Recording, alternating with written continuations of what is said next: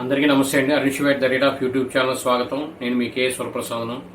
విజయవాడలో జాబ్ మేళా అనేది జరుగుతుంది. అది ఎక్కడ ఏమిటనే వివరం చూద్దామండి.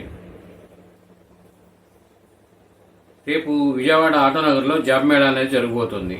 విఎం బేకరీ ప్రొడక్ట్స్ కార్యాలయంలో శనివారం జాబ్ మేళా నిర్వహిస్తున్నామని ఎన్టీఆర్ జిల్లా ఉపాధి కల్పన అధికారి కార్యాలయం ఒక ప్రకటన విడుదల చేశారు. డిగ్రీ, ఇంటర్, ఎస్ఎస్సి పాస్ అయి 18-30 సంవత్సరాల లోపు వయసు ఉన్నవారు ఈ జాబ్ మేళాకు హాజరు కావచ్చని చెప్పారు.